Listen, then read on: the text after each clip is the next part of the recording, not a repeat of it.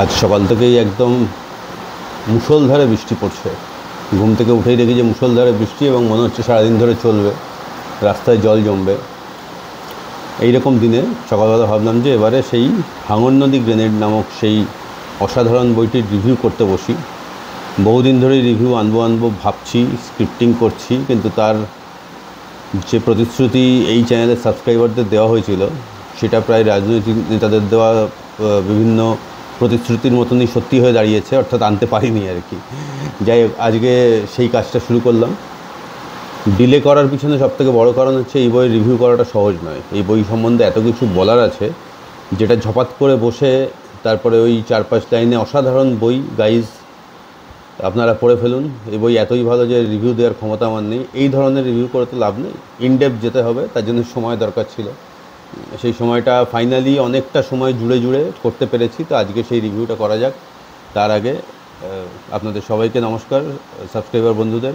যারা আমাদের পুরনো সাবস্ক্রাইবার তাদেরকে ওয়েলকাম ব্যাক। যারা নতুন এসছেন আমাদের চ্যানেলে, প্রথম দেখছেন আমাদের ভিডিও, আমাদের কন্টেন্ট চেক করতে পারেন। আমরা ক্লাসিক এবং কন্টেম্পোরারি ফিকশনের সেরা কাজগুলোকে নিয়ে কথা বলি এবং বলতে চাই, ভবিষ্যতেও তাই বলবো। কন্টেন্ট চেক করে যদি ভালো লাগে চ্যানেলটা সাবস্ক্রাইব করতে পারেন। তো চলুন এবারে আজকের ভিডিওর মধ্যে ঢুকে পড়ি, যেটা হচ্ছে ভাঙন নদী গ্রেনেডের রিভিউ। এই হচ্ছে ভাঙন নদী গ্রেনেড, সেলিনা হোসেনের লেখা। বিস্তারিত যাব, তার আগে আজকের ভিডিওর মধ্যে কী থাকবে সেটা একবার বলে দিই। একদম প্রথমে, যেহেতু ভারত বাংলাদেশ সম্পর্ক এই মুহূর্তে রাজনৈতিক সম্পর্ক একটু গোলমেলে জায়গায় রয়েছে, কিছু ডিসক্লেমার অবশ্যই দিয়ে দিতে হবে। তার কারণ এটা পুরোপুরি বইয়ের চ্যানেল, বই এবং লেখালেখি এইসবের চ্যানেল। এর সঙ্গে রাজনীতির দূরবর্তী কোনো সম্পর্ক নেই। আমরা সবাই রাজনৈতিক মতাদর্শ আমাদের আছে, আমাদের দেশের স্বার্থ আছে নিজ নিজ দেশের, কিন্তু সেটা এই বইয়ের চ্যানেলের মধ্যে কখনোই আসবে না। এখানে আমাদের একটাই পরিচয়, আমরা পাঠক, রিভিউয়ার, বই নিয়ে কথা বলি তাই, এবং সত্যিকারের পাঠকের মতন, সত্যিকারের রিভিউয়ারের মতন আমাদের দেশকালের কোনো সীমা নেই, এইটুকুই। সুতরাং রাজনীতি বা রাজনৈতিক পরিস্থিতি সম্পূর্ণ বাদ। সেই ডিসক্লেমারে আসবো ইন ডিটেল। তারপরে থাকবে হচ্ছে যে এই বইয়ের কিছু technical details, number of pages, কত দাম, কোথা থেকে কিনলাম, পেজ কোয়ালিটি কেমন, ইত্যাদি ইত্যাদি, এই সমস্ত ব্যাপার স্যাপারগুলো নিয়ে কিছু থাকবে। তারপরে থাকবে হচ্ছে গল্পের সারসংক্ষেপ, স্পয়লার না দিয়ে। এটা একটা নন স্পয়লার রিভিউ। আর যদি আমি বাই চান্স কোথাও স্পয়লার দিই, আমি কিন্তু সেটা পরিষ্কারভাবে বলে দেবো যে এই পরবর্তী এত মিনিট বা কিছু একটা, বা স্পয়লারের জন্য আলাদা একটা সেকশন করে দেওয়া, সেই সবগুলো করে দেবো। সুতরাং আপনি হঠাৎ করে রিভিউ শুনতে শুনতে এমন কিছু জেনে ফেলবেন না যেটা জেনে ফেললে আপনার নিজের বই পড়ার যে অনুভূতি বা বই পড়ার যে উত্তেজনা সেটা কমে আসবে, সেটা একেবারেই হবে না। তো সেটা হবে ভাঙন নদী গ্রেনেড। এই বইটার নামকরণটা নিয়ে কথা বলা দরকার আলাদা করে, কারণ হঠাৎ করে মনে হয় যে তিনটে ডিসজয়েন্টেড শব্দ, কানেক্টেড নয়। ভাঙর নদী গ্রেনেড কোথা থেকে মিল হচ্ছে, সেই জন্য নামকরণ নিয়ে একটা কথা থাকবে। চরিত্র নিয়ে অবশ্যই কথা থাকবে, এখানে অসাধারণ কিছু চরিত্র আছে, সেই চরিত্রগুলোকে নিয়ে আলাদা করে কথা বলাটা ভীষণভাবে জরুরি। এর কিছু সামাজিক পর্যবেক্ষণ থাকবে, যে এই বইটা পড়তে গিয়ে আমি সেই সামাজিক পর্যবেক্ষণগুলো করতে পেরেছি, এবং সেগুলো আপনাদেরও জানা দরকার। কিছু সোশ্যাল পার্সপেক্টিভ, কিছু সোশ্যাল কন্ডিশন, যেগুলো সম্বন্ধে কথা না বললে কিন্তু হবে না একেবারে। এই বইটা নিয়ে কথা বলতে গেলে জেন্ডার পার্সপেক্টিভ নিয়ে কথা বলতে হবেই। জেন্ডার পার্সপেক্টিভের উপর আলাদা করে সেকশন রাখছি, সেখানে জেন্ডার নিয়ে কথা হবে। এই বইয়ের জেন্ডার পার্সপেক্টিভ কীরকম এবং সেটার প্রভাব কীরকমভাবে পড়েছে, সেগুলো নিয়ে কথা হবে অবশ্যই। ছোট করে একটা সেলিনা হোসেনের সাহিত্যিক জীবনের একটা ছোট বিবরণ, তার অন্যান্য বই ইত্যাদি। ভাঙন নদী গ্রেনেড এই বই কী সম্মান পেয়েছে, বা এই বই লেখার পরে এর ইম্প্যাক্ট কী পড়েছে, সেটা নিয়ে একটুখানি কথা থাকবে। এই বইটা পুরোপুরি অ্যাপ্রিসিয়েট করতে গেলে বাংলাদেশের যে 71-এর মুক্তিযুদ্ধ হয়েছিল, ভাষা আন্দোলন হয়েছিল, সেটা সম্বন্ধে একটুখানি জেনে রাখাটা খুবই জরুরি, নাহলে বইটা পুরোপুরি অ্যাপ্রিসিয়েট করতে মুশকিল হবে। সেই জন্যে 71-এর মুক্তিযুদ্ধের একটা সংক্ষিপ্ত বিবরণ অবশ্যই থাকবে, সংক্ষিপ্ত পটভূমিকা। আর একদম শেষে বা কোনো একটা সময় আমি এটা খুব অর্ডারে বলছি না যে এখানে কী থাকবে, যখন শ্যুট করতে যাব, যখন যেটা প্রয়োজন কোনো সেগমেন্ট আগে চলে আসবে, কোনো সেগমেন্ট পিছনে চলে যাবে। তো একটা সেগমেন্ট থাকবে। এই বইয়ে আমার বেশ কিছু পছন্দের প্যাসেজ আছে, পছন্দের প্যারাগ্রাফ আছে, লাইন আছে কিছু, যেগুলো একদম মন ছুঁয়ে যায় যাকে বলে, এবং যেখান থেকে আমরা সবাই অনেক কিছু শিখতে পারি। তো সেই সেগমেন্টটাও থাকবে মোটামুটি এই। আর এই বইটা পড়তে গেলে যেটা দরকার সেটা হচ্ছে ডিপ রিডিংয়ের উপরে দু এক কথা এই থাকবে। এই হচ্ছে আজকের ভিডিও। মোটামুটি বড় হবে, there is no doubt about it, কিন্তু যেটা আমি সবসময় মনে করি যে ভিডিও অ্যাকচুয়ালি বড় হয় না, ভিডিও হয় ভালো হয় আর নইলে খারাপ হয়। নাহলে 3.5 ঘন্টা সিনেমা আমরা দাঁড়িয়ে দেখতাম না। এবার সেটা দেখা যাক যে কী হয়, আমরা এই ভিডিওটাও তাড়িয়ে দেখতে পারি কি না। তো চলুন ভিডিওর মধ্যে ঢুকে পড়ি। এবারে বইয়ের টেকনিক্যাল ডিটেলসের মধ্যে ঢুকে পড়া যাক। প্রথমে বইটা দেখাই, হাঙর নদী গ্রেনেড। একদমই মোটা বই নয়, মোটা বই বলতে যা বোঝায়, বড় বই বলতে যা বোঝায় সেটা এই বইটাকে একেবারেই বলা যায় না। তো এই বইয়ের পৃষ্ঠা সংখ্যা হচ্ছে 143 পৃষ্ঠা। বুঝতেই পারছেন 143 পৃষ্ঠা খুবই কম আর কি। দাম হচ্ছে এটার ভারতীয় টাকায় 170 টাকা। জাস্ট আমি আর একবার চেক করে নিই। হ্যাঁ, বাংলাদেশের টাকায় 250 টাকা, ভারতীয় টাকায় 170 টাকা, অন্তত সেই টাকা দিয়েই আমি কিনেছি এটা। এর প্রকাশনা হচ্ছে অনন্যা, বাংলাদেশের প্রকাশনা। দেখতে পাচ্ছেন বাংলাদেশের প্রকাশনা। এটা সংস্করণ হচ্ছে মার্চ 2023-এর সংস্করণ, এটা আমি পেয়েছি। পাতার কোয়ালিটি যদি বলি খুব কিন্তু ভালো নয়, মানে যাকে বলে ফ্লপি। বইটা এরকম রয়েছে, আপনি যদি এরকম করেন বা আপনি যদি এরকমভাবে পড়তে চান, যেরকম থাকে বই খোলা থাকে আর কি, সেরকম কিন্তু নয়, বইটা বন্ধ হয়ে যাবে। তো সুতরাং আপনি যদি এক হাতে পড়তে চান বইটাকে, জিনিসটা অনেকটা এরকম হবে, খুব সুবিধা কিন্তু হবে না। আপনাকে দুটো হাত বা দুদিকে পেপার ওয়েট বা এরকম টাইপের কিছু একটা রাখতে হবে। তো এইটা হচ্ছে ব্যাপার। বইটাতে প্রিন্টিং মিস্টেক আছে 5-6টা জায়গায়, এমন নয় যে বিশাল কিছু আছে তা নয়, 5-6টা জায়গায় আছে, বুঝতে পারবেন যে ওটা প্রিন্টিং মিস্টেক। তো সেইটা এই বইটা আমি কিনলাম হচ্ছে কলেজ স্ট্রিট থেকে। কলেজ স্ট্রিটে যে দোকানটা থেকে কিনলাম সেটা হচ্ছে বাংলাদেশের বইয়ের ঠিকানা বলে একটা দোকান আছে কলেজ স্ট্রিটে। ওটা কলেজ স্ট্রিটের যে পুটিরাম আছে, পুটিরামের ঠিক উল্টো দিকে দোকানটা, ওখানটাতে গেলেই দেখতে পারবেন। ছোট দোকান, বাট যদি আপনারা বাংলাদেশের লেখক লেখিকাদের বই কিনতে চান বা বাংলাদেশের পাবলিকেশনের বই কিনতে চান, খুব এফেক্টিভ দোকান। তো এই অ্যাড্রেসটা আমি বলে দিচ্ছি, stall number 17, block 2, Surya Sen street, college square south, Kolkata 12। দোকানটা খোলা থাকে হচ্ছে 12টা থেকে 7টা পর্যন্ত। ফোন নাম্বার আমি দিয়ে দেবো। আমি দোকানে একটা ছবি তুলে এনেছিলাম, সেই ছবিটা আমার কাছে রয়েছে, আমি স্ক্রিনে দিয়ে দিচ্ছি, ওখানে ফোন নাম্বারটা পেয়ে যাবেন। তো এই হচ্ছে ব্যাপার, টেকনিক্যাল ডিটেলস এই মোটামুটি বলার। এবার হচ্ছে সতর্কতার বিষয়। সতর্কতা একটু দেওয়ার আছে, তার কারণ 71-এর মুক্তিযুদ্ধের যে পটভূমিকা ছিল এবং যে পরিস্থিতি ছিল বাংলাদেশে, আর এই মুহূর্তে বাংলাদেশের রাজনৈতিক যে পরিস্থিতি তা কিন্তু এক নয়, অনেক তফাৎ। এবং এখনকার রাজনৈতিক পরিস্থিতি বাংলাদেশে যা আছে, বাংলাদেশ থেকে কোনো ভাই বোনেরা যদি দেখেন, কোনো পুরুষ মহিলা যদি দেখেন, আপনাদেরকে বলে দিচ্ছি, আমাদের দেশের লোকদেরও বলছি, এই মুহূর্তে বাংলাদেশের যে পরিস্থিতি তার সম্বন্ধে আমাদের কোনো বক্তব্য নেই, থাকার কথাও নয়। আমার বিড়ালটা ফেলে দিল। আমার বিড়ালগুলো আদরে বাদর হওয়ার পথে আর কি, আস্তে আস্তে চেহারা বললে বাদরের মতন হয়ে যাচ্ছে। যাই হোক, যেটা বলছিলাম যে সেদেশে এই বর্তমানে যে পরিস্থিতি, রাজনৈতিক পরিস্থিতি, তাই নিয়ে আমাদের কোনো বক্তব্য নেই, থাকার কথাও নয়। অন্য দেশ আমাদের দেশ নয়, বা ইত্যাদি ইত্যাদি। তো যেটাই বলা হবে সেটাই হচ্ছে এই বইটার একটা সঠিক প্রেক্ষিত দেওয়ার জন্য বলা হবে। হাঙর নদী গ্রেনেড 71-এর সময় কী পরিস্থিতি ছিল সেইটা না জানলে বইটাকে পুরোপুরি অ্যাপ্রিসিয়েট করা যাবে না, সেই জন্যই বলা। এবং এটাই হচ্ছে মোটামুটি স্পেকট্রামটা। আর আমাদেরও মধ্যে প্রচুর, আমাদের এদিকে মানে ভারতীয় বেশ কিছু বাঙালি আছে, হঠাৎ করে আপনি বাংলাদেশের বই রিভিউ করছেন কেন, ইত্যাদি ইত্যাদি, এই ধরনের কথাবার্তা এখানে বলতে আসবেন না। আমরা সেইভাবে তো অপারেট করি না ব্যাপারটাকে। একটা বইকে শুধুমাত্র বই হিসাবেই দেখি এবং বিশ্ব সাহিত্য পড়ি, এটাও বিশ্ব সাহিত্যের পার্ট, তার কারণ সে একটা বাংলাদেশ একটা আলাদা দেশ, সেই হিসাবেই করা। তো ভাবাবেগে আঘাত লাগিয়ে ফেলবেন না হঠাৎ করে, সেটাই বলে দেওয়া।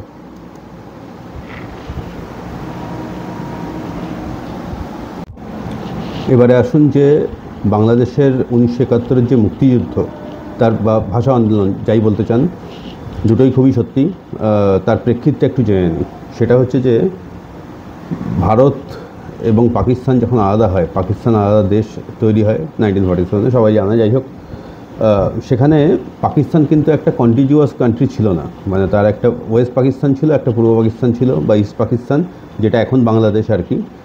এই পাকিস্তান তৈরি হওয়ার পরে, তার পূর্ব এবং পশ্চিম তৈরি হওয়ার পরে ডিসেম্বর 1947-এ যে বাংলাদেশ, এখন যে বাংলাদেশ আর কি, সেই বাংলাদেশে যেটা কথা ওঠে সেটা হচ্ছে পাকিস্তানের ল্যাঙ্গুয়েজ সেটাকে শুধুমাত্র বাংলা করা হোক, কিন্তু সেটা তো হবার ছিল না।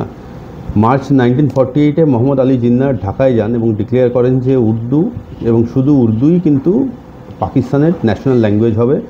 এবং এইখান থেকে পূর্ব পাকিস্তানের মানুষেরা তারা কিন্তু একটা বিপদ বুঝতে পারেন যে তাদের কালচার এবং তাদের ভাষা এটাকে আন্ডারমাইন করার একটা ভয়ানক চেষ্টা চলবে।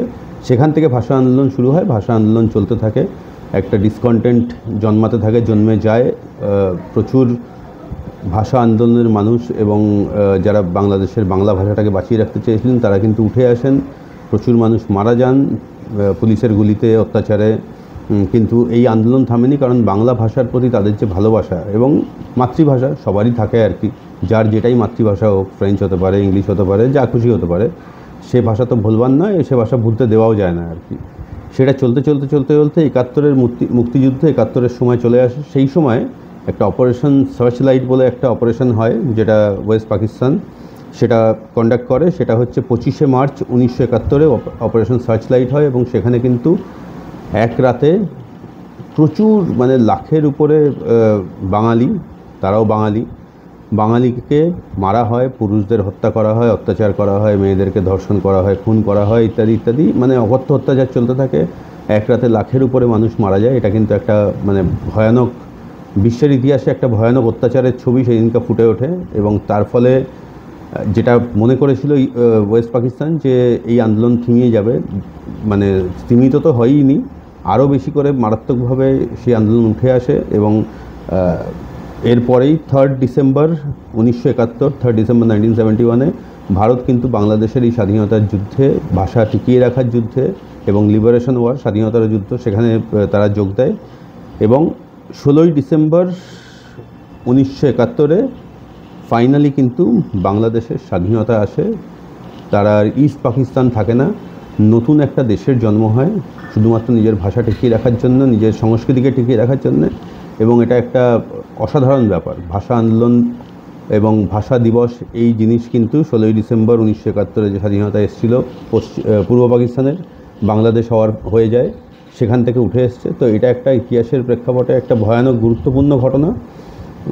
শুধু আমাদের এশিয়া নয়, সারা পৃথিবীতেই এখান থেকে, পৃথিবীর দেশগুলোই এখান থেকে শিখতে পারে যে নিজের ভাষা এবং নিজের সংস্কৃতিকে বাঁচিয়ে রাখতে গিয়ে কীরকম আন্দোলন করা যায়, কীরকম কষ্ট স্বীকার করা যায়। শেখ মুজিবুর রহমান উঠে আসেন একদম আনঅপোজড লিডার হিসাবে, তিনি নেতৃত্ব দিয়েছিলেন। ভারতের ইন্দিরা গান্ধী তখন পাশে ছিলেন বাংলাদেশের সেই যুদ্ধে। তো এই হচ্ছে প্রেক্ষাপট। এইটুকু জানলেই হবে, এর থেকে আর ডিটেল এক্স্যাক্ট নাম্বার কতজন মারা গেছিলো সবই ডেটা আছে, কিন্তু সেগুলো আর এই বই পড়ার জন্যে প্রয়োজনীয় নয়। এইটুকু প্রেক্ষাপট জানলেই বইটাকে কিন্তু অ্যাপ্রিসিয়েট করা যাবে হিস্টোরিক্যালি আর কি। সাগর নদী গ্রেনেড বইটি বুঝতেই পারছেন যে বাংলাদেশের স্বাধীনতা যুদ্ধ এবং ভাষা আন্দোলন সেই সময়কে কেন্দ্র করে লেখা, সেই পটভূমিকায় লেখা। এই গল্পটি সেলিনা হোসেন রেখেছেন হচ্ছে যশোরের কালীগঞ্জ অঞ্চলের হলদিগ্রাম বা গাঁ, সেই গ্রামে রেখেছেন। একটা সত্য ঘটনা অবলম্বনে কিন্তু এই বইটা লেখা। প্রথমে এই উপন্যাসটা কিন্তু উপন্যাস ছিল না, একটা ছোট গল্প হিসাবে উনি তরুণদের একটি পত্রিকা তখন বেরোতো বাংলাদেশে, টেরোডাক্টিল বলে, জুরাসিক পার্ক, টেরোডাক্টিল বলে একটা পত্রিকা বেরোতো। সেই পত্রিকা উনি ছোটো গল্প হিসাবে 1972 সালে লেখেন। এবং তারপরে বিভিন্ন পাঠকের অনুরোধে এবং তার নিজেরও মনে হয় যে এই ছোটো গল্পটির মধ্যে যথেষ্ট এলিমেন্ট আছে, এটাকে একটা উপন্যাস হিসাবে ব্যাপারটাকে আরও ডিপলি এক্সপ্লোর করার, তো সেটাই উনি করেছিলেন। 1974 সালে তিনি ছোটো গল্পটিকে উপন্যাসে পরিণত করেন এবং 1976 সালে এই বইটি কিন্তু প্রথম প্রকাশ হয় আর কি। এবারে চলে যাই গল্পের সারসংক্ষেপে। গল্পের সেটিং হচ্ছে ঢাকার আশেপাশে কোথাও একটা, মানে খুব আশেপাশে নয়, হলদিগা বা হলদিগ্রাম বলে একটা জায়গা। সেখানে বুড়ি নামক এক কিশোরীর সঙ্গে আমাদের পরিচয় হয়। তার পুরো জীবনকালটাই গল্প জুড়ে রয়েছে আর কি। সে কিশোরী বয়সে চঞ্চল, একটু বড় হওয়ার পরে, যদিও তখনও আন্ডার এজ, মাইনর যাকে বলা হয় এখন 18 বছরের নিচে, সেই সময় তার বিয়ে হয়ে যায় তার থেকে বয়সে বেশ অনেকটা বড় গফুর বলে একজনের সঙ্গে। বিবাহিত জীবন মোটামুটি সুখের, যদিও বুড়ি যাকে পছন্দ করতো সেই জলিলকে সে পায় না। জলিলের অন্য কোথাও বিয়ে হয়ে যায়, জলিলের সঙ্গে বিয়ে হয় না। কিন্তু গফুরের সঙ্গে তাই বলে যে সাংসারিক জীবন খুব অসুখের ছিল তা নয়। সে গফুরকে যথেষ্টই ভালোবাসতো বা চেষ্টা করেছিল ভালোবাসতে, ভালোবেসেছিল। গফুরও তার একদমই কিশোরী বউকে নিয়ে যথেষ্ট খুশিই ছিল। সে কিন্তু ভালোবাসত বুড়িকে, কিন্তু বুড়িকে সে বুঝতে পারতো না। তার কারণ বুড়ির যে চিন্তাভাবনা ছিল আর গফুরের যে চিন্তাভাবনা ছিল তার মধ্যে সেটা অনেকটাই ইন্টারজেনারেশনাল এবং খুব যে ম্যাচ খেত তা নয়। কিন্তু সাংসারিক জীবন খুব একটা খারাপ ছিল নয়। গফুরের আগের পক্ষের একটা বিয়ে ছিল, সেখানকার দুটো ছেলে ছিল, সলিম ও কলিম। তাদের কিন্তু বুড়ি যথেষ্ট আপন করে নিয়েছিল এবং নিজের সন্তানের মতন স্নেহ করতো, সেটা একটা ব্যাপার ছিল। বিয়ের 8 বছর পরে বুড়ির সন্তান হয়, একটি ছেলে হয় রইস। কিন্তু অদৃষ্টের পরিহাসে সেই ছেলেটি বোবা এবং কালা তৈরি হয়। কিন্তু তাতেও বুড়ির একটু শান্তি যে একটা সন্তান তো আছে, আবার একই সঙ্গে কষ্টও রয়েছে যে সেই সন্তান এরকম কেন হলো। তো এই একটা সন্তানকে নিয়ে নিজের জৈবিক সন্তান যে বায়োলজিক্যাল যে ছেলে, তাকে নিয়ে তার যথেষ্টই একটা দ্বন্দ্ব ছিল, খুশিও ছিল, খারাপও লেগেছিল। এরকম করতে করতে তার বয়স বাড়ে আর কি। সময়ের সঙ্গে সঙ্গে বিভিন্ন ঘটনা তার সঙ্গে চলতে থাকে। বুড়ির বান্ধবী নিতা বৈরাগী, তাকে আমরা দেখতে পাই, সে মাঝে মাঝে গল্পে আসে, আর নানা রকম জিনিসপত্র ঘটতে থাকে। বড় ছেলে সলিমের, গফুরের প্রথম পক্ষের বড় ছেলে, বুড়িরও বড় ছেলেই বলা যায়, তার কারণ এই গল্পের এটা একটা ইউনিক জিনিস যে আমরা কখনো বুড়িকে সৎমা রূপে দেখিনি আর কি। সেইভাবে কখনো মনেই হয়নি, মনে হয়েছিল যে বুড়ির 3 ছেলে। এটা সেলিনা হোসেন একটা আমাদের যে সমাজে অনেকটাই যেটা সত্যি, যে সৎ মা বা সৎ বাবা এবং আগের পক্ষের ছেলে মেয়েদের তারা অতটা আপন করে নিতে পারে না, কখনো চেয়ে পারে না, কখনো চায় না, সেটা কিন্তু এই গল্পে একটু মনে হয়নি। বুড়িকে কিন্তু খুবই স্নেহময়ী মনে হয়েছে তার 3 ছেলের কাছেই আর কি। যাই হোক, বড়ো ছেলে সলিমের বিয়ে হয়, তার বউ রামিজা আসে, সে যথেষ্ট ভালো মেয়ে। এই সমস্ত নিয়ে গল্প চলতে থাকে এবং বইটার অনেকটা সময় পর্যন্ত মনে হয় যে আমরা শুধু বুড়ির জীবনই পড়ছি। ভালো লাগছে, বাট তার মধ্যে অন্য আর কোনো আলাদা করে কোনো কিছু যোগ করছে না, ঠিকঠাক লাগছে, গল্প পড়তে থাকি। কিন্তু বুড়ির যখন বয়স হতে শুরু করে, প্রৌঢ়ত্বের দোরগোড়ায় বলা যেতে পারে যখন আসে, তখন আস্তে আস্তে করে বাংলাদেশের যে সেটিং এবং তার হলদিগা এই ছোটো একটা জায়গা, সেখানকার যে সেটিং, সেই সেটিংটা কিন্তু চেঞ্জ হতে শুরু করে। এবং সেটা কিন্তু হয় খুব অর্গানিক্যালি, একদমই মনে হয় না সেটা চাপিয়ে দেওয়া হয়েছে বা এই ধরনের কিছু। সেটিং চেঞ্জ হতে শুরু করে, সবার মানসিকতা চেঞ্জ হতে শুরু করে, সবার চেনা মানুষগুলোর ব্যবহার বদলে যায়, তাদের জীবন দর্শন, তারা কী নিয়ে জীবনে বেঁচে আছে, তাদের জীবনের লক্ষ্য কী, এই সবগুলোই ধীরে ধীরে আস্তে আস্তে ঝপ করে একটা ট্রান্সফরমেশন তো হয়ে যায় না, এবং সেটা হয়ও নি এখানে। ধীরে ধীরে অল্প 2-একটা সেন্টেন্সের মধ্যে মধ্যে আস্তে আস্তে করে ডোজগুলো দিয়ে দিতে পুরো সেটিংটা কিন্তু চেঞ্জ হয়ে যায় এবং সেখান থেকেই আসল গল্প শুরু হয় বা গল্পটা অন্যদিকে মোড় নেয়। এবং সেটা খুব, যেরকম বললাম যে অর্গানিক্যালি মোড় নেয়। আমরা বুঝতে পারি যে এই মোড়গুলো এরকমভাবেই এসেছিলো বা এই মোড়গুলো এরকমভাবেই হয়। তো সেইটা হয় আগেকার ছোটোবেলার সহজ সরল বুড়ি, খেলে বেড়ানো বুড়ি, তারপরে যৌবনের বুড়ি, তার নানা রকম আশা আকাঙ্ক্ষা, শরীরী আশা আকাঙ্ক্ষা, সন্তানের কামনা, সন্তান চাওয়ার জন্য পীর বাবা শ্রীনাইল ধামে যাওয়া, পীর বাবা নয় সরি, শ্রীনাইল ধামে যাওয়া, এই যে কাকুতি মিনতি, তারপর সন্তান হওয়া, তাকে নিয়ে ভালো লাগা, তাকে নিয়ে খারাপ লাগা, আশা আকাঙ্ক্ষা, এই যে একটা সাংসারিক বুড়ি, সেই চরিত্রটা আস্তে আস্তে করে তারও একটা ভয়ানক ট্রান্সফরমেশন হয়ে থাকে এবং তার কাছে এটা একটা চিন্তা হয়ে দাঁড়াইছে। সে এই যে সংগ্রাম এগিয়ে আসছে, সে বুঝতে পারছে দেশ স্বাধীন করার, দেশ বাঁচানোর, ভাষা বাঁচানোর, সেখানে সে কীভাবে কন্ট্রিবিউট করতে পারে। সে বুঝতে পারছে তার ঘরের যারা লোক, তার যারা একান্তই আপন লোক, তার 3 ছেলে, তার মধ্যে বড় ছেলে আস্তে আস্তে করে যোগ দেয় হচ্ছে এই স্বাধীনতা সংগ্রামে, মুক্তিবাহিনীতে। সে কি তার নিজের ছেলেদের বাঁচিয়ে রাখতে পারবে? সে কি তার সংসার বাঁচিয়ে রাখতে পারবে? সে তার বড় বৌমা আছে তাকে বাঁচিয়ে রাখতে পারবে? ইত্যাদি ইত্যাদি। গফুরের মধ্যে অনেক দিন আগেই মারা যায় আর কি। গফুর আর থাকে না, বুড়ি তখন বিধবা। তো এই যে তার উপরে নির্ভরশীল বা তার একান্ত আপন যে মানুষগুলো, তাকে কি বাঁচিয়ে রাখতে পারবে? গ্রামের অন্যান্য চেনা পরিচিত ছেলেমেয়েকে কি বাঁচিয়ে রাখতে পারবে? এই সব নিয়েই গল্প। এরপরে কি হবে, বাঁচিয়ে রাখতে পারবে কি পারবে না, না কী হবে, বুড়ির কী হবে, বুড়ির কতটা ট্রান্সফরমেশন হবে, এটা পড়ার জন্য আপনাকে এই বই পড়তে হবে।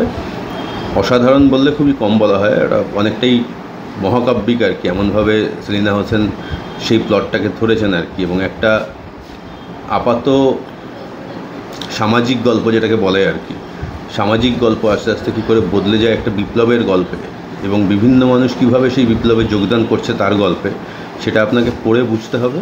অবশ্যই পাঠ্য একেবারে, এরপরে আর বলা যাবে না, তাহলে স্পয়লার হয়ে যাবে। এরপরে কিছু চরিত্র নিয়ে আলোচনা করি, যে চরিত্রগুলো, তার মধ্যে অন্তত কয়েকটা চরিত্র তো মহাকাব্যিক, বুড়ির চরিত্র তো অবশ্যই।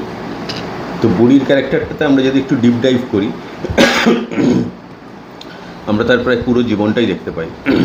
একদম ছোটোবেলায় সে খেলে বেড়ায়, সে ঠিক বাড়িতে যেভাবে জিনিসপত্রগুলো হয় আর কি, নর্মাল সোশ্যাল লাইফ যাকে বলে আর কি, তাতে সে খুব একটা ইন্টারেস্টেড নয়। তার একটা ভাবনার জগৎ আছে, সে সাধারণ মানুষের থেকে একটু আলাদাভাবে ভাবতে ভালোবাসে। সে ঘরের বাইরে থাকে, জঙ্গলে গিয়ে নানা রকম কল্পনা করে, ছোটদের যেমন হয় আর কি, অনেকটাই বলতে পারেন যে অপুর মতো আর কি, কল্পনাপ্রবণ, নানা রকম জিনিসপত্র ভাবে। সেখান থেকে আরেকটু বড় হয়ে যখন সে টিনেজে এলো, একটি ছেলেকে তার ভালো লাগে, সেই ভালো লাগার মধ্যে কোনো রকম অসভ্যতা অভদ্রতা এরকম কোনো ব্যাপার নেই, যেরকম অল্প বয়সে হয় একটা শুধু ভালো লাগা, সেই অনুভূতিটাই সেইটাই আর কি। আনফর্চুনেটলি তার সঙ্গে সেই ভালো লাগা কোথাও গিয়ে পৌঁছায় না আর কি, কোথাও পরিণতি পায় না। বুড়ির বিয়ে হয় গফুর বলে তার থেকে বেশ বয়সে বড় একজনের সাথে। সে গফুরের সঙ্গে ভালোই ছিল, খারাপ ছিল এটা বলা যাবে না একেবারেই। তার অতৃপ্তি ছিল, কারণ গফুর তাকে বুঝতে পারতো না, বুঝতে চাইতো, সে ভদ্রলোকই ছিল, কিন্তু খুব একটা বুঝে উঠতে পারতো না, কারণ বুড়ির চিন্তাভাবনার পরিধিটা গফুরের থেকে অনেক বড় ছিল। কিন্তু যাই হোক, সেভাবে একটা ব্যাপার চলতে থাকে। আগের পক্ষের দুই সন্তান ছিল, যেরকম সারসংক্ষেপে আমি বললাম, ইত্যাদি ইত্যাদি। 8 বছর পরে তার নিজের বাচ্চা হয়, সেটা একটা ছেলে রইস। তাকে নিয়ে তীব্র ভালো লাগা। অ্যাট দ্য সেম টাইম যখন 2-2.5 বছর 3 বছরের মাথায় ওরা সবাই বুঝতে পারলো যে রইস রেসপন্ড করছে না কোনো কিছু, তাকিয়ে থাকে শুধু ফ্যাল করে, তখন বুঝতে পারে যে কোথাও একটা সমস্যা আছে, এবং রইসের বয়স বাড়ার সঙ্গে সঙ্গে সেটা খুব পরিষ্কার হয়। সেখানে তার মধ্যে একটা তীব্র দ্বন্দ্ব দেখা যায়, ভালো লাগার দ্বন্দ্ব। ভালো লাগা তার কারণ তার নিজের সন্তান, নিজের পেটে জন্মানো সন্তান। অ্যাট দ্য সেম টাইম তার কী অপরাধ যে সেই সন্তান এরকম বোবা ও কালা হলো। তো এইখানে একটা খুব ব্যাপার আছে, খুব দ্বন্দ্বের ব্যাপার আছে, এবং খারাপ লাগে পড়তে অবশ্যই এই জায়গাগুলো।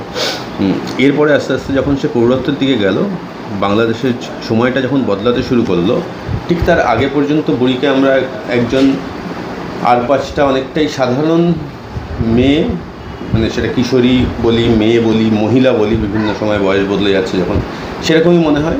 সে শুধু একটু বেশি কল্পনাপ্রবণ, তার নিজের জগৎ আছে, চিন্তাভাবনা করতে পারে, সেইগুলোই দেখি, তার বেশি সেরকম কিছু দেখতে পাই না।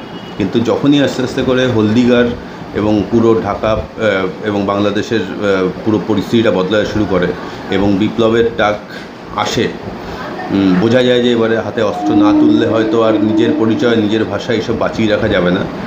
তখন বুড়ির চরিত্রও কিন্তু বদলাতে শুরু করে, এবং সেই বদলে যাওয়াটা একটা মারাত্মক ট্রান্সফরমেশন, খুব অসাধারণ ট্রান্সফরমেশন, এত অর্গ্যানিক্যালি এসছে, সেটা পড়লেই শুধুমাত্র বোঝা যাবে। সেখানে আস্তে আস্তে আমরা দেখতে পাই যে 3 সন্তানের জননী যে বুড়ি, একটা সময় পর্যন্ত সে শুধু চাইছিল যে সে নিজেও কীভাবে বিপ্লবে যোগ দিতে পারে।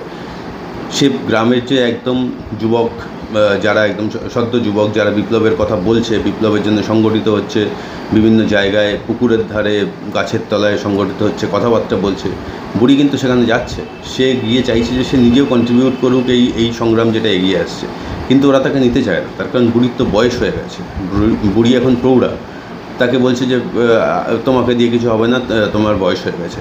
বুড়ির এটা একটা তীব্র খারাপ লাগা তৈরি হয় যে সে যেহেতু শুধুমাত্র তার বয়স হয়েছে, বয়সটা বেড়ে গেছে, সে কি এই বিপ্লবে কিছুই করতে পারে না। দেশের নাগরিক হিসাবে তার কি দেশকে কিছুই দেওয়ার নেই, এই কী দেওয়ার আছে এবং কীভাবে দেওয়ার আছে এটা নিয়ে কিন্তু বুড়ি চিন্তা করতে থাকে, এটা তাকে কষ্ট দেয়। কিন্তু কোনোভাবেই সে কিন্তু এই বিপ্লবে কোনোরকমভাবে যোগদান করতে পারে না, অন্তত প্রথমের দিকে। কিন্তু ঘটনা তো এখানেই থেমে থাকবে না, বুড়িকে তো যোগদান করতেই হবে। আস্তে আস্তে করে আমরা দেখতে পাই যে বিভিন্ন ঘটনার মাধ্যমে। সেই বিভিন্ন ঘটনাগুলো একদমই বলবো না, তার কারণ পুরোপুরি স্পয়লার হয়ে যাবে। দেখা যায় যে বুড়ি, যার বেশি বয়সে যার পরিচয় একমাত্র ছিল হচ্ছে 3 সন্তানের জননী, সে কিন্তু আস্তে আস্তে তার 3 সন্তানের জননী ওই আইডেন্টিটির মধ্যে সীমাবদ্ধ হয়ে থাকে না। সে আস্তে আস্তে করে আত্মত্যাগের মাধ্যমে হয়ে ওঠে বিপ্লবের জননী, যেখানে শুধু তার 3 ছেলে নয়, যত যুবক, যত ইয়ং ছেলে, মাঝবয়সী ছেলে যাই হোক না কেন, যারা বিপ্লব করছে তাদের সবার আস্তে আস্তে সে মা হয়ে ওঠে, সে বিপ্লবের জননী হয়ে ওঠে। সে কিন্তু আর সীমাবদ্ধ থাকে না। তার এই যে এক সাধারণ চরিত্র থেকে অসাধারণ চরিত্রে উপনীত হওয়া, রূপান্তরিত হওয়া এবং উন্নীত হওয়া, এটা একটা দেখবার মতন জিনিস। বিশ্ব সাহিত্যে এরকম চরিত্র কিন্তু খুব কম, যে এরকম একটা ট্রান্সফরমেশন হয়েছে। আমরা সাধারণভাবে জীবনযাপন করি, আমাদের অনেকের মধ্যেই হয়তো অনেক গুণ আছে যেগুলো সঠিক যেগুলো বেরিয়ে আসে না। তার কারণ নিত্যনৈমিত্তিক জীবন চলতে থাকে, সাধারণ কাজকর্ম, বাজার করা, খাওয়া দাওয়া, চাকরি বাকরি বা যে যা করি আর কি, সেগুলো করা। কিন্তু আমাদের মধ্যে এই কোনো অন্যরকম, এর বাইরে, এর থেকে বেশি বড় একটা বিগ পিকচারে কোনো একটা সত্তা লুকিয়ে থাকে হয়তো, সেটা আসলে বেরিয়ে আসে না। সঠিক সময় আসলে বেরিয়ে আসতেও পারে। বুড়ির বেরিয়ে এসেছিল, সে সেই সিদ্ধান্তটা নিতে পেরেছিল, এবং এটাই হচ্ছে এই গল্পের মূল যে স্তম্ভ। এখানে আরও একটা গুরুত্বপূর্ণ চরিত্র হচ্ছে নিতা বৈরাগী। নিতা বুড়ির খুব কাছের বন্ধু, তার একমাত্র বন্ধু বললেও খুব একটা বেশি বাড়িয়ে বলা হয় না। সে বৈরাগী মানুষ, গান করে ঘুরে বেড়ায়। তার মনের মানুষ আছে, প্রথম মনের মানুষ মারা যায়, সে কষ্ট পায়, কিন্তু আবার সে মনের মানুষ খুঁজে নেয়। তার জীবন এইভাবে চলতে থাকে। সে ধর্মকর্মের গান, জীবনের গান গায়। কিন্তু এও আস্তে আস্তে, নিতা বৈরাগীও আস্তে আস্তে করে সময়ের সঙ্গে বদলে যেতে থাকে। প্রথম দিকে সে বিভিন্ন ধার্মিক গান, জীবনের গান, ফিলোসফির গান এই সমস্ত করলেও পরের দিকে কিন্তু তার বৈরাগীতে তার একতারায় বাঁচতে থাকে শুধুমাত্র দেশের গান। এও একটা দারুণ চরিত্র আর কি। তারও কখনো মনে হয় যে একটা সংসার থাকলে ভালো হতো, আবার কখনো মনে হয় সংসার না থাকে থেকেই বেটার। তার বৈরাগীর জীবন তো সেইভাবেই সমৃদ্ধ এবং তাতেই তার মুক্তি আর কি। তো এটাও একটা দারুণ চরিত্র। সে তার মনের মানুষ পরবর্তী, যে প্রথম, যে পরের দিকে গিয়ে দেশের গান লিখতে শুরু করে, সুন্দর ট্রান্সফরমেশন এই চরিত্রটাও আমরা দেখতে পাই। বুড়ির 3 ছেলে আছে, আগের পক্ষের 2 ছেলে, 2 বড় ছেলে, সলিম ও কলিম, এবং নিজের পেটের থেকে জন্ম দেওয়া রইস। বড় ছেলে সলিম, সে আস্তে আস্তে করে বদলে যেতে থাকে। প্রথম দিকে তাকে যেরকম দেখতে পাই, যখন বিপ্লবের আগুন এসে পৌঁছায় হলদিগায়ে, সেও আস্তে আস্তে বদলে যায়, সেও আস্তে আস্তে বিপ্লবের মধ্যে ঢুকে পড়ে, এবং তার মুখের ভাষার অভিব্যক্তি, শরীরের অভিব্যক্তি সব বদলে যায়। সে অনেক বড় চিন্তা করতে শুরু করে, দেশের জন্য চিন্তা করতে শুরু করে। তো এই চরিত্রটাও বেশ কিন্তু ভালো আর কি। ছোটো ছোটো স্ট্রোকে সুন্দরভাবে করা হয়েছে। কলিম, তার কি হয় সেটা বলবো না, রইস তার কি হয় সেটা বলবো না, কিন্তু এটা সবাই, শুধুমাত্র রইস ছাড়া সবাই বদলে যেতে থাকে। রইসের তো বদল হয় না, শুধু চেহারাটা বদল হয়, চেহারাটা বড়সড় হয়, কিন্তু যেহেতু মুখ এবং বুদ্ধির তার কোনো অভিব্যক্তি থাকে না, তো এদের কি হয় সেটা একটা দেখবার বিষয় থাকে। আর গফুর আছে, বুড়ির স্বামী, যে বেশি বয়সে অল্প বয়স্ক বউ পেয়ে তাকে ভালোবেসেছিল, নিঃসন্দেহে মন থেকেই ভালোবেসেছিল, কিন্তু সে তাকে বুঝতে কখনো পারেনি। একটা ইন্টারজেনারেশনাল গ্যাপ ছিল, বয়সের অনেক তফাৎ। এছাড়া বুড়ি যেভাবে চিন্তা করতো, গফুরের চিন্তাভাবনা সেরকম না। সে অনেকটাই মেটেরিয়ালিস্টিক এবং অল্প কিছুতে সন্তুষ্ট, সেইভাবে জীবন কাটিয়ে অভ্যস্ত। তো এই, কিন্তু বুড়ির প্রতি তার ভালোবাসা কিন্তু এই বইতে বিভিন্ন জায়গায় প্রকাশ পেয়েছে। আর সবশেষ চরিত্র যেটা আছে সেটা হচ্ছে ভাষা, বাংলা ভাষা, যে ভাষাকে বাঁচিয়ে রাখার জন্যে সেই আন্দোলন হয়েছিল, ভাষা আন্দোলন, বাংলা ভাষাকে বাঁচিয়ে রাখার জন্য। তা বাদ দিয়ে তো এই বই নয়, বাংলা ভাষায় লেখা এই বই, ভাষা আন্দোলনের সময় নিয়ে লেখা এই বই, এবং একটা ভাষাকে ভালোবেসে মানুষ কতদূর যেতে পারে সেটা কিন্তু তার একটা, এই বইটা তার একটা প্রকৃষ্ট নিদর্শন আর কি। এবারে চলে যাই একটা জেন্ডার পার্সপেক্টিভে। সেই দিক থেকে দেখতে গেলে এই বইটা ভীষণই গুরুত্বপূর্ণ, ওয়ার্ল্ড লিটারেচারেই গুরুত্বপূর্ণ। যুদ্ধ মানেই আমাদের চোখের সামনে কী ছবি ভেসে ওঠে? কিছু পুরুষ, যুবক হতে পারে, মাঝবয়সী হতে পারে, কখনো একটু বেশি বয়সীও হতে পারে, তারা সব যুদ্ধে যাচ্ছে, কাঁধে রাইফেল, কোমরে পিস্তল বা রিভলভার, ট্যাঙ্ক ছেলেরা চালাচ্ছে, সমস্ত কিছু ছেলেরাই করছে, এয়ারক্রাফট যাই বলুন না কেন, নেভি, ছেলেদের কথাই মোটামুটি ভেসে ওঠে, ছেলেদের ছবি ভেসে ওঠে। কিন্তু যাদের তারা পিছনে ফেলে যায়, অর্থাৎ তাদের পরিবার, তাদের মা, স্ত্রী, বান্ধবী, কখনো নিজেদের মেয়ে, ছেলে, মানে অল্প বয়স্ক ছেলে বা মেয়ে, কিশোর কিশোরী, এদের উপরে অ্যাকচুয়ালি যুদ্ধের সময় ঠিক কী হয় এদের, সেই পার্সপেক্টিভটা কিন্তু আমরা বেশিরভাগ সময়ই পাই না। আমরা হয়তো খুব সামান্য কিছু পাই, তারা কষ্ট পাচ্ছে বা এইটুকুই পাই, কিন্তু তারা তাদের উপরে কী বর্ষায়, কীভাবে তারা সেই যুদ্ধের সময়গুলো কাটায়, তারা যুদ্ধে অংশগ্রহণ করতে পারে না নাকি করতে চায় না, সেটা আমরা কখনো সেভাবে জানতে পারি না। আমরা ধরে নিই যে মেয়ে তো বাড়িতেই থাকবে আর কি, এরকম টাইপের ব্যাপার, তাদের আর কিছু করার নেই, শুধুমাত্র সেই সময় জীবন কাটানো এবং যে পছন্দের পুরুষটি, সেটা যেই হোক, ছেলে হতে পারে, স্বামী হতে পারে, বাবা হতে পারে, পুরুষ বন্ধু, বয়ফ্রেন্ড হতে পারে, তারা গেছে, তারা যেন সুস্থ হয়ে ফিরে আসে, এইরকমভাবেই তারা প্রার্থনা করে যে যার ইষ্ট দেবতার কাছে, এরকমই আমরা জানি। সেইখানে এই বইটা একটা খুব গুরুত্বপূর্ণ একটা বই। তার কারণ হচ্ছে যে এই বইটা একজন মহিলা, বেশি বয়সের, মানে প্রৌঢ়া বলা যেতে পারে, তার পার্সপেক্টিভ থেকে, একজন মহিলার পার্সপেক্টিভ থেকে যুদ্ধের আবহাওয়াটা আমরা দেখতে পাই। এখানে আমরা কোনো পুরুষের পার্সপেক্টিভ থেকে যুদ্ধটা দেখি না। পুরুষের পার্সপেক্টিভ থেকে যুদ্ধ দেখেছি এরকম প্রচুর বই আমরা পেয়েছি, প্রচুর সিনেমা পেয়েছি, কিন্তু মেয়েদের পার্সপেক্টিভ থেকে যুদ্ধ ঠিক কীভাবে তাদের এফেক্ট করছে এটা কিন্তু আমরা খুব একটা দেখতে পাই না। সেখান থেকে এই বইটা খুব একটা গুরুত্বপূর্ণ, বুড়ির চোখ দিয়ে আমরা দেখতে পাই যে কীভাবে আস্তে আস্তে করে পরিবেশটা বদলে যাচ্ছে, বিপ্লব, অন্যরকম চেতনা জাগছে মনে, নিজের সংস্কৃতি, নিজের ভাষাকে বাঁচিয়ে রাখবার জন্য সবাই মিটিং করছে, ছেলেরা মিটিং করছে, যাদেরকে নবযুবক বলে আর কি, তারা মিটিং করছে। সেখানে বুড়ি সেই যুদ্ধে ঢুকতে চাইছে, কিন্তু সে অ্যাকসেপ্টেড নয়, তার কারণ তার বয়স বেশি হয়ে গেছে, তার ফিজিক্যালি কিছু কন্ট্রিবিউট করা যায়। কিন্তু যুদ্ধ মানে কি শুধু ফিজিক্যালি কন্ট্রিবিউট করা যাবে আর কোনোভাবে করা যাবে না? মেন্টালি, মানসিকভাবে কি কন্ট্রিবিউট করা যাবে না? যাবে। সেটা এই বইটা পড়লে বোঝা যাবে যে মানসিকভাবে কীভাবে কন্ট্রিবিউট করা যায়, কীভাবে নিজের চিন্তাভাবনা, নিজের সারা জীবনের পছন্দের মানুষগুলো, তাদেরকেও একটু দূরে সরিয়ে রেখে নিজেকে তাদের থেকে উঠে নেওয়া যায়, একটা ধারণার জন্ম দেওয়া যায়, সেই ধারণাকে আঁকড়ে ধরে সব কিছুর ঊর্ধ্বে উঠে দেশের জন্যে সমস্ত কিছুই বলিদান দেওয়া যায়। সেইটা কিন্তু বুড়ি করতে পেরেছিল, এবং তার চোখ দিয়ে আমরা দেখতে পাই যে একজন মেয়ে বা মহিলা যারা শুধুমাত্র বাড়িতে বসে থাকে, তাদের অনেক কিছু কন্ট্রিবিউট করার আছে, তারা করেছেন, যেটা হয়তো সাহিত্যের ভাষায় বা ছায়াছবিতে কখনো সেভাবে উঠে আসেনি। কিন্তু উঠে যদি আসে, তাহলে দেখা যায় যে তাদেরও কিন্তু প্রচুর অবদান যুদ্ধ একটা জয়ের পিছনে, এবং সেই যুদ্ধ জয়ের পিছনে শুধুমাত্র হাতে বন্দুক বা পিস্তল ধরলেই যে অবদান দেওয়া যাবে তা কিন্তু নয়। মানসিকভাবে সিদ্ধান্ত নেওয়ার ক্ষেত্রে বলিষ্ঠ হয়ে কিন্তু অনেক বেশি অবদান, মানে অনেকটা অবদান রাখা যায়, এটাই বলতে পারি। সেই পার্সপেক্টিভটা কিন্তু ভয়ানকভাবে এই গল্পে রয়েছে। তো জেন্ডার পার্সপেক্টিভের দিক থেকে এই বইটা আমি বলবো যে one of the very best. যা কিছু লেখা হয়েছে এরকম চরিত্র পাওয়া কিন্তু খুব মুশকিল। এবার একটু নামকরণ নিয়ে বলে দিই। ভাঙড়, নদী, গ্রেনেড, তিনটে ডিসজয়েন্টেড শব্দ, একটা শব্দের সঙ্গে আরেকটা শব্দের আপাতভাবে খুব একটা কিন্তু মিল নেই, কিন্তু মিল কি একেবারেই নেই? ডেফিনেটলি আছে আর কি, মানে কোথাও না কোথাও কানেকশন হচ্ছে। কোথায় সেই কানেকশন হচ্ছে? পুরো নামটাই একটা রূপকধর্মী নাম, ভাঙড়, নদী, গ্রেনেড। এটা ঠিক এইভাবেই পড়লে জিনিসটা হয়তো বোঝা যাবে না সেভাবে। নদী এখানে হচ্ছে জীবনের মতন, বয়ে চলে, থেমে থাকে না, সময়কাল, জীবন থেমে থাকে না, সময় থেমে থাকে না, ঠিক সেরকমভাবেই চলতে থাকে। নদীতে আমরা জানি যে সাগরের মতন অত বেশি ঢেউ হয় না, অনেকটাই নিস্তরঙ্গ, অনেকটা নিরাপদ একটা আশ্রয়। সেখানে যে সমস্ত জীব বসবাস করে, মাছ থেকে শুরু করে যে কোনো কিছু, তারা সবাই খুব নিশ্চিন্তে থাকে। ঠিক হলদিগায়ের জীবনটা এখানে হচ্ছে নদীর মতন, নিরিবিলি, নিস্তরঙ্গ, নিরাপদ, চলতে থাকে। কিন্তু জল যেখানে আছে, নদী যেখানে আছে, সেই নদীতে যদি কখনো হাঙর ঢুকে পড়ে, তাহলে কী হবে? তাহলে সেই নিরিবিলি নিস্তরঙ্গ জীবনটা কিন্তু আর নিরাপদ থাকবে না।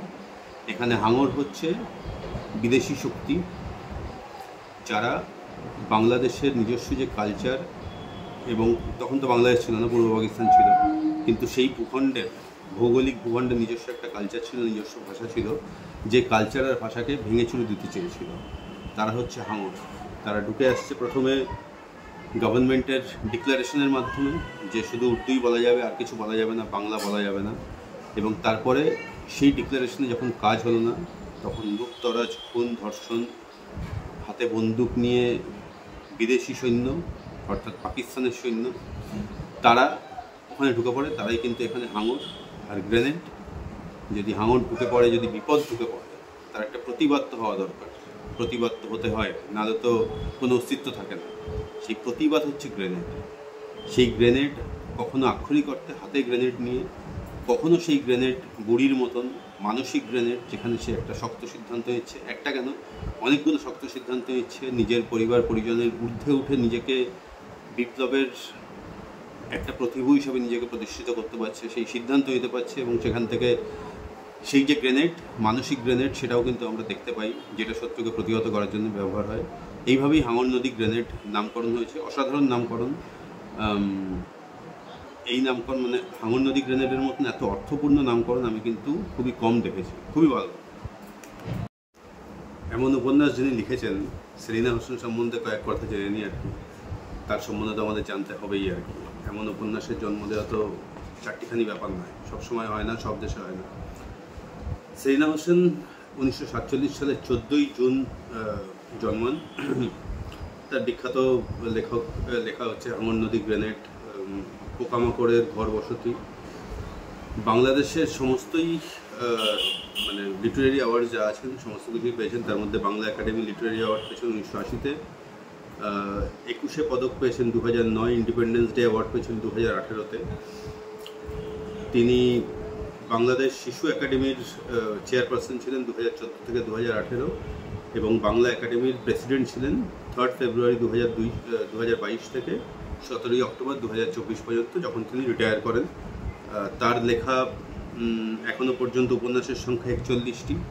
2015 যতদূর সম্ভব তার শেষ উপন্যাস বেরিয়েছে। তারপরে উইকিপিডিয়া আর কিছু জানাচ্ছে না, আমি জানি না তারপরে তিনি কেন লিখছেন না, সেটা যাই হোক।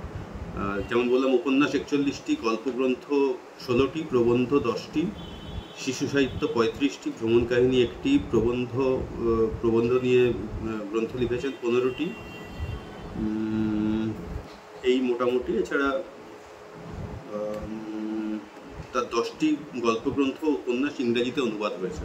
এই হাঙর নদী গ্রেনেডের কিন্তু ইংরাজিতে অনুবাদ রয়েছে, আমাদের রূপা পাবলিকেশন দিল্লির, সেখান থেকে কিন্তু ওটা ইংরাজিতে অনুবাদ হয়েছে। বইটার নাম হচ্ছে রিভার অফ মাই ব্লাড। তো সেইটা আমি ছবিটা দিয়ে দিচ্ছি স্ক্রিনে, এই মোটামুটি। আর হাঙর নদী গ্রেনেড ভারতের মালায়ালাম ভাষায় অনুবাদ হয়েছে কেরালা থেকে 2003 সালে। এই মোটামুটি ব্যাপার। মোটামুটি তার সম্বন্ধে এইটুকুই বললাম। অসাধারণ লেখা লিখেছেন আর কি, কী বলবো। তার মতন লেখিকা তো সারা পৃথিবীতেই খুব কমই এসছে। তার লেখা কিন্তু ভারতবর্ষেরও প্রচুর জায়গায় পড়ানো হয়। কোথায় কোথায় কী কী পড়ানো হয়? ঠাকুর পঞ্চানন বর্মা বিশ্ববিদ্যালয়ে আমিনা মদিনা বলে একটা গল্প পড়ানো হয়। রবীন্দ্রভারতীতে কিন্তু যাপিত জীবন, এই উপন্যাসটি পড়ানো হয়। যাদবপুর ইউনিভার্সিটিতে হাঙর নদী গ্রেনেড, বাংলা পাঠ্যক্রমে আর কি, হাঙর নদী গ্রেনেড, নিরন্তর ঘণ্টাধ্বনি, এই দুটি লেখা পড়ানো হয়। বিশ্বভারতীর জেন্ডার স্টাডি সেলে ঘর গৃহস্থের রাজনীতি পড়ানো হয়। অসম বিশ্ববিদ্যালয়ে গায়ত্রী সন্ধ্যা, এই বইটাও কিন্তু, এই উপন্যাসটাও কিন্তু খুব ভালো উপন্যাস। আমার এখনো পড়া হয়নি, শুনেছি ভালো, পড়া হয়নি। নীল ময়ূরের যৌবন, হাঙর নদী গ্রেনেড পড়ানো হয়। ত্রিপুরা বিশ্ববিদ্যালয়ে যাপিত জীবন পড়ানো হয়। এবং 2006-এ ইউনাইটেড স্টেটসের ইলিনয়েতে অক্টন ইউনিভার্সিটিতে, অক্টন কমিউনিটি কলেজে হাঙর নদী গ্রেনেডের ইংরাজি অনুবাদ পড়ানো হতো, আর টোকিও ইউনিভার্সিটিতেও পড়ানো হতো। তো এই হচ্ছে মোটামুটি তার জীবন এবং তার কাজকর্ম, কোথায় কী পড়ানো হয়, এই ব্যাপার। সেলিনা হোসেনের এই যে বই হাঙর নদী গ্রেনেড, এখানে দুটো সামাজিক পর্যবেক্ষণ আমার আছে, যেখানে সেলিনা হোসেন কিন্তু প্রচলিত যে স্টিরিওটিপিক্যাল থট তার থেকে একদম সরে গেছেন। সেটা হচ্ছে যে বুড়ির যে আগের পক্ষের, অর্থাৎ গফুরের, বুড়ির স্বামীর আগের প্রথম পক্ষের যে দুই ছেলে সলিম কলিম, বুড়ি হচ্ছে তাদের সৎমা। বয়সেরও যে খুব তফাৎ তাও নয়, কিন্তু এই দুই বড় ছেলেকে, বড় সৎ ছেলেকে বুড়ি যেভাবে কাছে টেনে নিয়েছে স্নেহ ভরে, তাতে পুরো বইতে কখনোই মনে হয়নি যে তারা সৎ ছেলে সৎ মা এরকম কোনো সম্পর্ক মনে হয়েছে, নিজের পেটের ছেলে জন্ম দিয়েছেন সেইভাবেই। এইটা খুব একটা ইম্পর্ট্যান্ট মেসেজ, কারণ বেশিরভাগ সময়ই আমরা দেখি শুনি যে সৎ মা সৎ ছেলে সৎ মেয়ে সম্পর্ক একেবারেই ভালো হয় না। সেটা সেলিনা হোসেন করেননি, 1 নম্বর। 2 নম্বর হচ্ছে যে সময়ে তিনি লিখেছেন এবং সেলিনা হোসেন যেভাবে লিখেছেন, তিনি কিন্তু হিন্দু মুসলিমের মধ্যে কোনো বিভেদ করেননি। আমরা এই বইতে দেখতে পাই যে বুড়ি, সে মুসলিম সম্প্রদায়ভুক্ত মেয়ে, সে কিন্তু তার সবথেকে কাছের বন্ধু হচ্ছে নিতা বৈরাগী। বুঝতেই পারছেন, বৈষ্ণব হিন্দু গ্রুপের মধ্যেই পড়ে আর কি। বুড়ি যখন প্রথম 7 বছরেও তার কোনো সন্তান হয় না, সে কিন্তু শ্রীনাইল ধামে যায়, একজন হিন্দু বাবার কাছে যান আর কি, যেরকম হয় ধর্মগুরু, তার কাছে সেখানে গিয়ে মানত করেন, তার আশীর্বাদ নেন, 8 নম্বর বছরে গিয়ে কিন্তু তার সন্তান হয়। তো এই যে একটা হিন্দু মুসলিম যে একটা ইউনিটির ছবি, একটা সুন্দর সম্পর্ক, একসঙ্গে থাকা এবং মানে সমস্ত ধর্মের প্রতি যে একটা সমানভাবে শ্রদ্ধা রাখা, এই একটা সুন্দর ছবি তৈরি করেছেন, যে ছবিটা কিন্তু আস্তে আস্তে আমাদের মানে সারা পৃথিবীতেই, এই বলবো এটা শুধু হিন্দু মুসলিম ব্যাপার নয়, সারা পৃথিবীতেই এই সৌহার্দ্যের ছবি কিন্তু আস্তে আস্তে করে কমে আসছে। সেই কারণেও এই উপন্যাসটা কিন্তু আলাদা করে একটা জায়গা করে রাখে এই ধরনের একটা মিলনের ছবি তৈরি করার জন্য, যে কেউ যে কোনো কারোর কাছে যেতে পারে। ইনফ্যাক্ট আমাদের এখানেও আমরাও হিন্দুরা আমাদের বাড়িতে অনেক মুসলিম পীর বাবা আসে, ফকির আসে, আমরা কিন্তু তাদের আশীর্বাদ নিই, তারা আমাদের আশীর্বাদ করে যান তখন। তো সেই জিনিসটা আছে, কিন্তু থাকলেও আস্তে আস্তে করে হারিয়ে যাচ্ছে, বা অন্তত এই মুহূর্তে বেশ কিছুটা বিপদগ্রস্ত বলে মনে হয় এই পরিবেশটা। ভিডিও কত লম্বা হয়ে যাচ্ছে বুঝতে পারছি না। এবারে লাস্ট পার্ট, সেটা হচ্ছে যে একটা প্যাসেজ, এই বইতে আমার প্রচুর প্যাসেজ আছে যেগুলো আমার খুব পছন্দের আর কি, প্রচুর, পুরো বইটাই আমার দাগানো রয়েছে, নোটস নেওয়া রয়েছে। যেমন একটা জায়গায় মানে এরকমভাবে সব নোট টোট নেওয়া রয়েছে, হাইলাইট করা রয়েছে ইত্যাদি, সেইভাবেই বইটা পড়েছি। কিন্তু একটা প্যাসেজ, সব প্যাসেজের মধ্যে আমার কাছে খুবই, যাকে বলে যে ট্রান্সফরমেটিভ বলে মনে হয়েছে, যেটা মানুষকে পরিবর্তন করে দেয়, অন্য একটা মানুষের পরিবর্তন হচ্ছে তাই দেখে আমারও পরিবর্তন হচ্ছে। এইটার মধ্যে কিন্তু মাইল্ড স্পয়লার আছে, সুতরাং আপনারা যদি এটা না শুনতে চান, আপনারা 30 থেকে 40 সেকেন্ড স্কিপ করে যেতে পারেন। মাইল্ড স্পয়লার আছে, আমি কিন্তু সতর্ক করে দিলাম আপনাদের। তো এই নেক্সট 40 সেকেন্ড 45 সেকেন্ড না শুনলেও চলবে। আমি শুরু করছি। কোট: সৈনিক 4 জন বুড়ির বারান্দায় ওঠার সময় পায় না। পা সিঁড়িতে রাখার সঙ্গে সঙ্গেই বুড়ি রইসকে ঘর থেকে ঠেলে বার করে দেয়। সৈনিক 4 জন কলরব করে ওঠে। দরজা আগলে দাঁড়িয়ে থাকে বুড়ি। ওদের কিছুতেই ঘরের মধ্যে ঢুকতে দেবে না। ঢুকতে হলে বুড়ির লাশ মারিয়ে ঢুকতে হবে। কিন্তু রইসকে পেয়ে সৈনিক 4 জন আর অন্য কিছু ভাবে না। অত ভাবার ধৈর্য ওদের নেই। ওদের সোল্লাস মুখের দিকে তাকিয়ে ওর দম আটকে আসতে চায়। নিশ্চিম বুকের প্রান্তর উহু বাতাস হয়ে যায়। বুড়ি হাজার চেষ্টা করেও কাঁদতে পারে না। ছুটে বেরোতে গিয়েও দাঁড়িয়ে পড়ে। আরও দুটো প্রাণ ওর হাতের মুঠোয়। ও ইচ্ছা করলে এখন সে প্রাণ দুটো উপেক্ষা করতে পারে না। বুড়ির সে অধিকার নেই। ওরা এখন হাজার হাজার কলিমের মৃত্যুর প্রতিশোধ নিচ্ছে। ওরা হলদিঘা স্বাধীনতার জন্য নিজের জীবনকে উপেক্ষা করে লড়ছে। ওরা আচমকা ফেটে যাওয়া শিমুলের উজ্জ্বল ধবধবে তুলো। বুড়ি এখন ইচ্ছা করলেই শুধু রইসের মা হয়ে থাকতে পারে। বুড়ি এখন শুধুমাত্র রইসের একলার মা।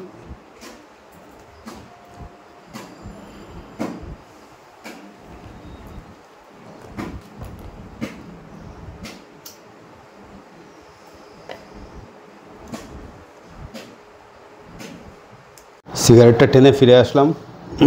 একটু ইমোশনাল হয়ে গেছিলাম ন্যাচারালি। এ ধরনের প্যাসেজ আমরা সবসময় পাই না। যাক, এই হচ্ছে মোটামুটি ছিল হাঙর নদী গ্রেনেডের রিভিউ। বহুদিন ধরে আনার চেষ্টা করছিলাম, সেটা হচ্ছিল না। তার কারণ স্ক্রিপ্টিং যা হচ্ছিল সেটা আমার নিজেরই পছন্দ হচ্ছিল না। তার একটাই কারণ, সময়ের খুব অভাব। সেই স্বল্প সময়ের মধ্যে তাড়াহুড়ো করে এই বইয়ের রিভিউ করতে চাইনি। আর যেটা আমি প্রতিটা বইয়ের ক্ষেত্রেই বলি যে অসাধারণ বই, নিশ্চয়ই পড়ে ফেলবেন, পড়ে খুব ভালো লাগবে। এই ধরনের রিভিউ আমি করতে চাই না। তাতে একটা রিভিউ যদি 6 মাস পরে আসে তাহলে তাই 6 মাস পরেই আসবে। তাড়াহুড়োতে হাফ বেকড কোনো জিনিসপত্র এই চ্যানেলে আসবে না কখনোই আর কি। এটাই বলার। আপনাদের একটু দেখাই যে কত পাতা লেখালেখি করেছি আর কি, স্ক্রিপ্টিং করেছি। শুরু এখানে, বহুদিন আগে এখান থেকে শুরু। তারপরে অন্য কিছু ভিডিওর জন্য লেখালেখি, ওখানে একটা পেজ হলো। এখানে এইটুকু লিখেছিলাম স্ক্রিপ্ট। তারপরে চলে গেলাম হচ্ছে এইখান থেকে অ্যাকচুয়ালি চলছে আর কি লেখা।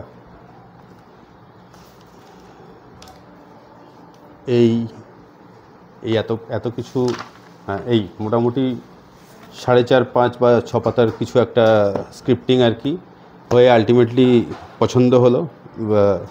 যেটা ভালো হয়েছে, এই খাতাটা আস্তে আস্তে করে রিভিউয়ের একটা খাতা হয়ে উঠছে। খাতাটা শেষ হয়ে যাবে খুব তাড়াতাড়ি। প্রচুর কিছু লেখালেখি চলছে। পেপার ক্রাফটের পেজ কোয়ালিটি খুব ভালো। স্ক্রিপ্টিংয়ের জন্য আমি বেসিক্যালি 3টে পেন ইউজ করেছি। এটা হচ্ছে প্লাটিনাম প্লেজিয়ার জাপানের পেন, এটা লামি সাফারি জার্মানির পেন। আমি ফাউন্টেন পেনেই লিখি, আপনারা হয়তো অনেকেই জানেন। এটা কাওয়েকো, এটাও জার্মানির পেন। এই তিনটে ফাউন্টেন পেনই আমি বেসিক্যালি আমার বিজনেস পারপাসেও আমি যেখানেই যাই এই তিনটে পেন আমার সঙ্গে যায়। আরও অনেক পেন আছে, সেগুলো এটা তো পেনের কোনো গল্প নয়। এই তিনটে আমি বেসিক্যালি ইউজ করেছি। আমার মনে হয় যে এর বেশি আমার আর কিছু বলার নেই এই বই সম্বন্ধে। যা বলার ছিল বলে দিয়েছি, আমি স্যাটিসফাইড। আপনাদের কেমন লাগলো সেটা অবশ্যই জানাবেন। এই রিভিউ আপনাদের জন্য বানানো। কেমন লাগলো জানাবেন, খারাপ লাগলেও জানাবেন, ভালো লাগলেও জানাবেন, কোথাও ইমপ্রুভমেন্ট হতে পারতো কিনা জানাবেন। সাউন্ডের একটু আপ ডাউন থাকবে সবসময়, আমার মাইকে চার্জ ছিল না এই পুরো ইয়েটা করতে গিয়ে। কখনো কখনো মাইক ছাড়াই আমি রেকর্ড করেছি। যখন যেরকম পোশাক বদলে গেছে, দিন বদলে গেছে, তার কারণে একই দিনে এই পুরো এত বড় রিভিউ শ্যুট করতে পারিনি। যখন যেরকম পেরেছি, কখনো হয়তো একটা 5 মিনিটের সেগমেন্ট রেকর্ড করে উঠে চলে গেছি কারণ আর সময় ছিল না, কখনো আবার একটু হাফ অ্যান আওয়ার ধরে রেকর্ড করেছি। তো এরকমভাবে হয়েছে। আলটিমেটলি কেমন লাগলো জানাবেন। বইটা অবশ্যই পড়বেন, না পড়ে থাকলে এই। আর ভালো থাকবেন, ভালো বই পড়তে থাকুন। দেখা হবে পরের ভিডিওতে। Bye bye.